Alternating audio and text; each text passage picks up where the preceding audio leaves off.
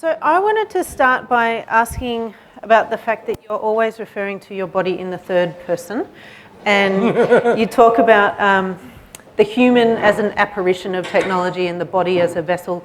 So I wanted to ask where you get a sense of self from, and whether that's something that's different for you in your daily life from how it might be during these events. Yeah. Yes,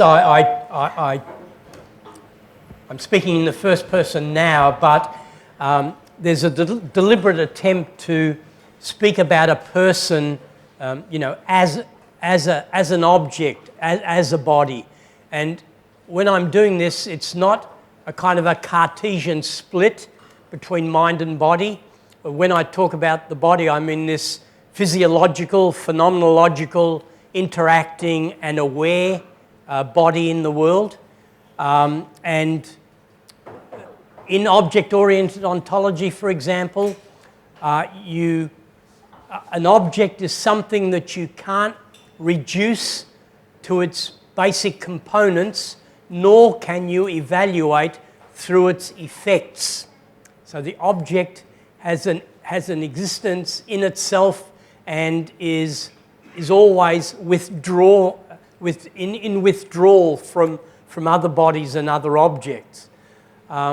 So is that a kind of essence?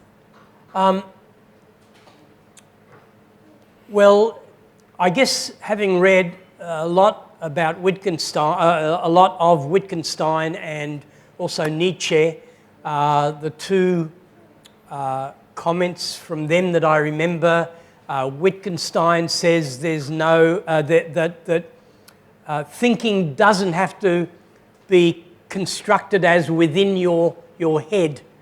Thinking happens with the lips that you speak, with the hands that you write. In other words, situating thought or intelligence or the self internal to the body is really a convenient sort of Western philosophical construct. And with Nietzsche, who asserts that there's no being behind the doing. It's the act itself that is meaningful. So we only attribute agency in retrospect. So that's how I would answer, that question. The I in language is a simplified construct of an interaction between this body and another body, between the I and the you, or the I and the we. These are just kind of language constructs that enable us to relate to other people. What's meaningful is not what happens in this body or in that body. What's meaningful, I think, is what happens between bodies, in the medium of language within which we communicate, in the social institutions within we operate, in the cultures that we've been conditioned. So within your artworks then, if you're having a particular experience in your body and then an audience is watching that experience, what is that relationship for you? Yeah, I mean, the relationship is problematic because these performances and projects are not, in a sense, designed for an audience in the kind of normal sense. Of course, being part of a cultural tradition of art making and art performance, inevitably, people are going to witness what you do or interact with your installation. But sometimes this might not be of interest. So the word performance, I think, is something that we've appropriated through the 70s, and this came about really through art magazines in the US and performers like the Kipper Kids that sort of had a more kind of theatrical performative aspect about them. I think the tradition of these kinds of performances is more to do with the Viennese actionists in the 50s and 60s. I initially titled my performances events and actions, but you know, the word performance became so widespread that you had to kind of adopt it just simply for other people to understand what you were doing. So that in itself is problematic. So the relationship between what the artist does and what the audience interprets has always been, always has to be an open situation. So what you experience is not necessarily what the artist does. Yep. But hopefully there's some kind of oblique connection that becomes apparent. And so in relation to that, I was going to ask about the shadows that are part of some of the installations, because that's a more kind of overt, deliberate representation as part of an installation, which is more about the intention for that to be created for an audience. Yeah. Is that becoming more part of your practice? Yeah, it's, I wouldn't say it's becoming more a part of the performance. In fact, with the 1997 exoskeleton performance, a large shadow was always part of that performance. So as the robot walked towards the light, its shadow became larger. So a performative element was, in a sense, working with the source of light and modulating the shadow. So in Stickman, for example, my 2 arms and leg are actuated algorithmically by the exoskeleton, but I've got 1 leg to pivot on, and that enables me to modify the shadow and modulate the video feedback. So the performances perhaps might seem more theatrical, but the shadow for me flattens that human-machine construct into one simplified sort of image that can be scaled up or manipulated during the performance. Yep. And I guess, you know, there is a kind of a tinge of Greek nostalgia with Platonic shadows. Yeah. That the shadows are more real than Than you. So with the tension in your work between control and agency, and you've got some works where you're letting other people or algorithms control your works, but then other works where like your bodily processes are controlling lights or sound. Is that, so that's in terms of testing the limits of the body, is that's also testing your limits as to what you can endure? There's an endurance aspect to that. Is that right? Partly. I guess I'm talking about a mental endurance, but trying to somehow ask that without separating body from mind. Yeah.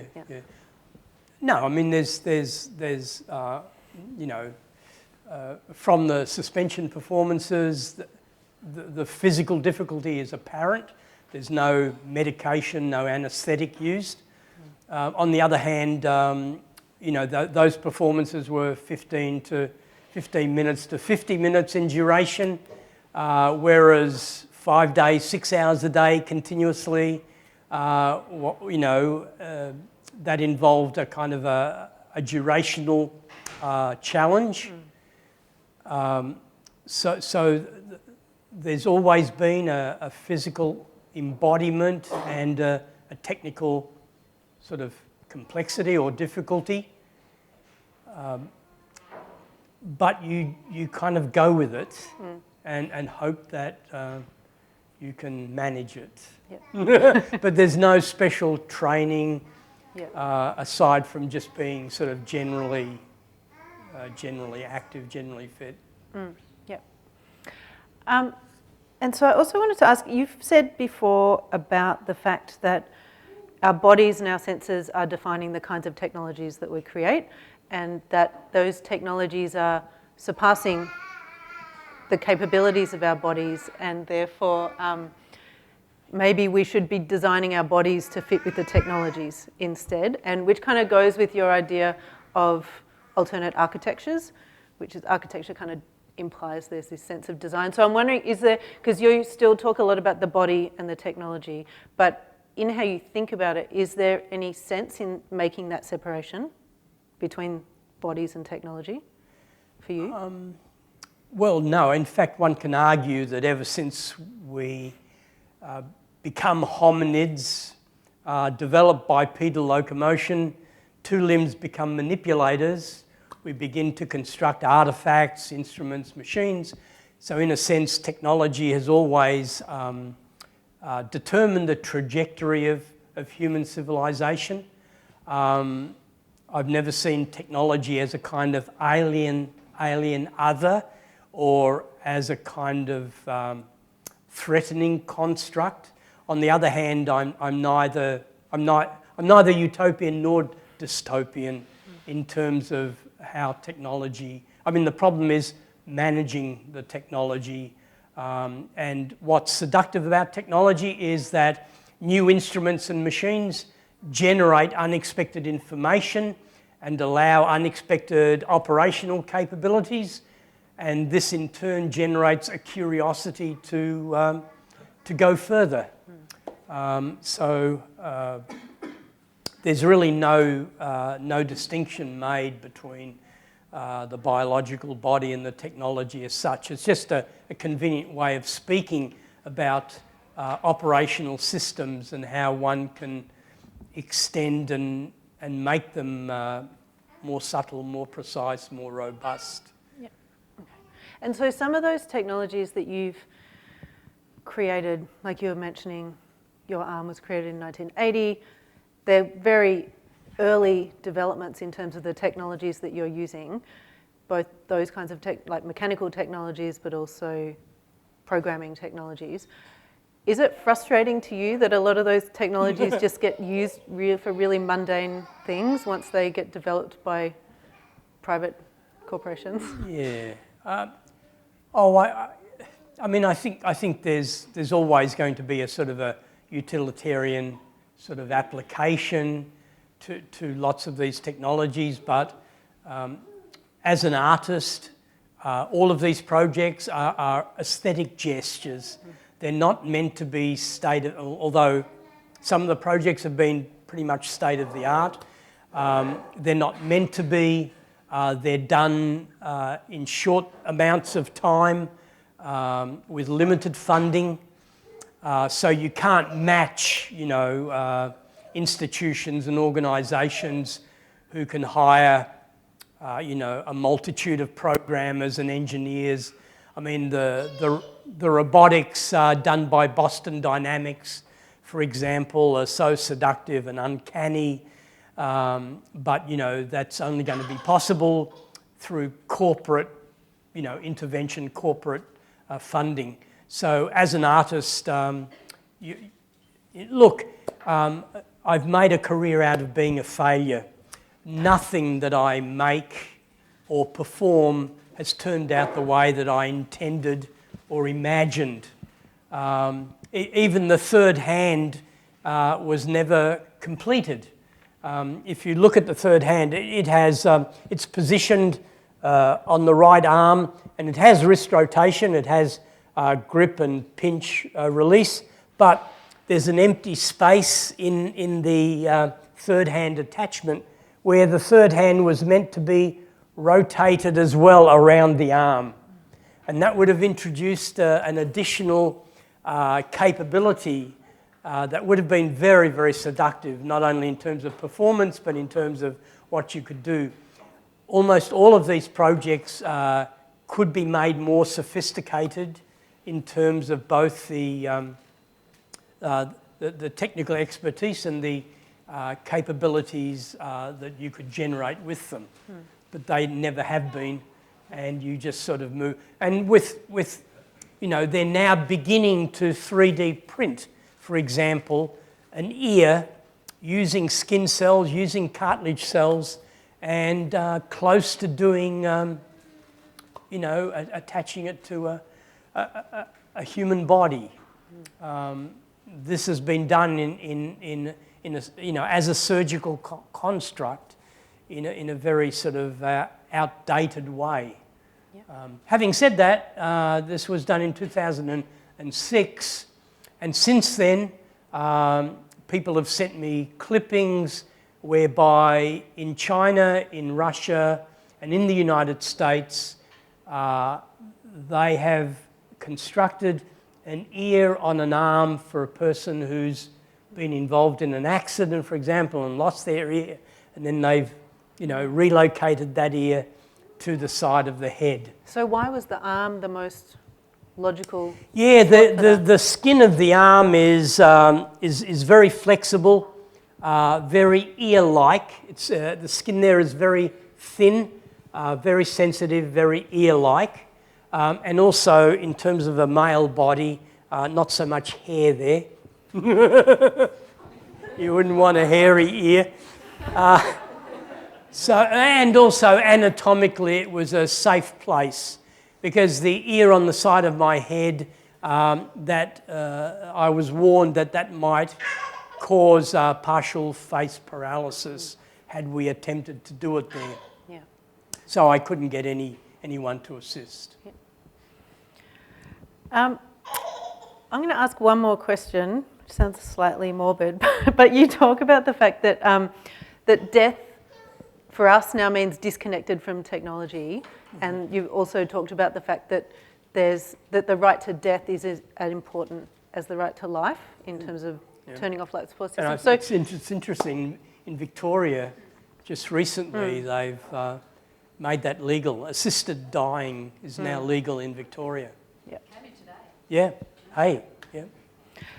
So my question is, what do you think about mortality? Which I'm asking from the context of the fact that there have been lots of people from Homer to Heidegger to Hannah Arendt who write about mortality kind of being one of the conditions of being human. Yeah. Well, of course we can sort of justify the biological status quo. We can justify the fact that we're very vulnerable, sort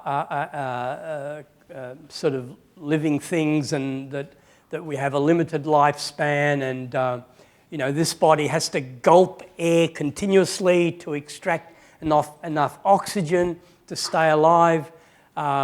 If this body's internal temperature varies 3 or 4 degrees, it's in serious health risk. If it loses 10% of its body fluids, it's dead.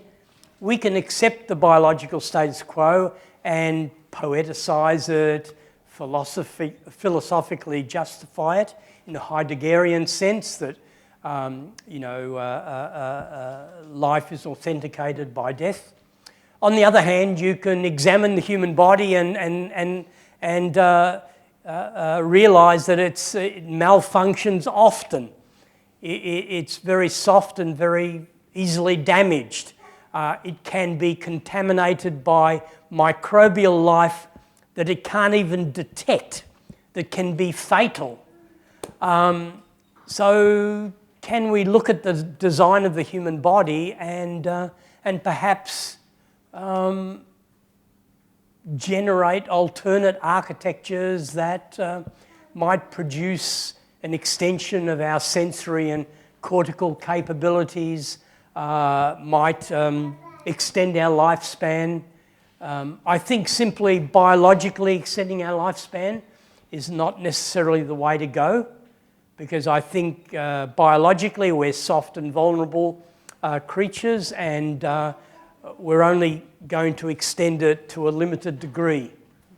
But the notion of contemporary chimeras, of hybrid human-machine systems, biological and technological systems, that's more seductive. On the other hand, I've always maintained that futures have to be contestable. I mean, I think artists are best at engineering contestable possibilities, possibilities that can be performed that can be personally experienced, that can be possibly appropriated, most likely discarded. I think nothing is of necessity. I think everything is contingent. So in other words, although the notion of the singularity is seductive, in other words, as technology and as computational power increases exponentially, there'll come a point suddenly in 2040, 2050, when suddenly machines take over, right? I don't think it'll be that simple. Because I'm sure that there'll be unexpected inventions, unexpected instrumentation, possibly reaching the limits of some kinds of computational processes that will not necessarily make that possible. And as I said, in the future, most technology will be invisible because it'll be inside the human body. In 2,000 years' time, we might look exactly the same as we do now. But in fact, our body has been recolonized by nano-sensors, nano-machines that augment our bacterial population. So the future of intelligence may not reside in biological bodies or machines. It might reside in viral bits of code that are embedded in electronic media and generate an aliveness and a reproducibility. And so the future in intelligent life might simply be in virtuality rather than in physicality. So all of these things are contingent to all sorts of unexpected occurrences. So nothing is of necessity, and if there is a future, it's by definition unpredictable.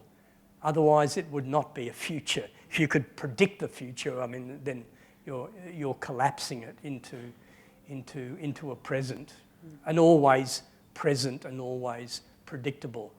And I think that's one of the problems with early machine learning and big data and profiling humans, is that this is done to make or to evaluate people's behaviour as predictable. Our behaviour might be predictable statistically, but not necessarily, individually. So I think it's a mistake to simply think of profiling as developing increasingly more predictability in our behaviour.